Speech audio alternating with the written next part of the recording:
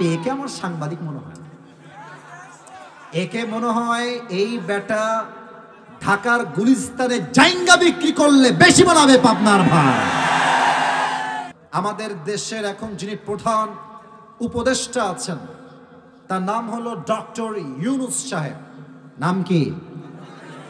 ইউনুস সাহেব।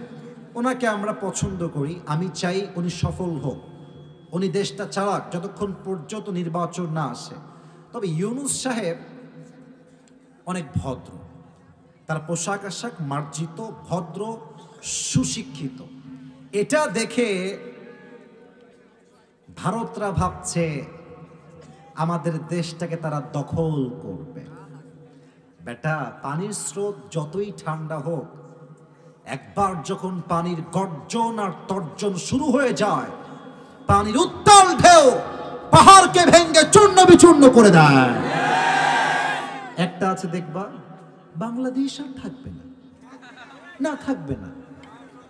তারপরে দেখবেন যে না, আমার কথা আগে বলি, আমি বলি আগে, টিরিং বিরিং করে একবার ওই দিকে যায়, আবার দৌড় দিয়ে ওই দিকে যায়, বলে যে চট্টগ্রাম আমরা নিয়ে নিব, ফেনী আমরা নিয়ে নিব, বাংলাদেশকে আমার দেউরিয়া বানায় ফেলবো। তা আমিও বলি ঠিক আছে, নিতে হলে তো আসতে হবে, আসো আসো, খেলা হবে।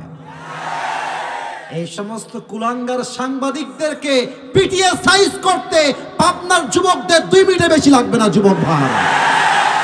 তবে একে আমার সাংবাদিক মনে হয়, একে মনে হয় এই বেটা ঢাকার গুলিস্তানে জাইঙ্গা বিক্রি করলে বেশি বানাবে পাবনার ভাই।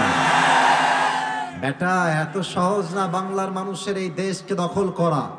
প্রত্যেক ইঞ্চি মাটিকে স্বাধীন করবার জন্য আমার মায়ের বুকের তাজা রক্ত দেওয়া লেগেছে, ইজ্জত দেওয়া লেগেছে। হাজার যুবকের রক্তের বিনিময়ে দেশটা স্বাধীন হয়েছে। এই দেশের এক চুল পরিমাণ মাটি আমরা ভারতের কোনো দাদা বাবুর হাতে ছাড়তে পারবো না।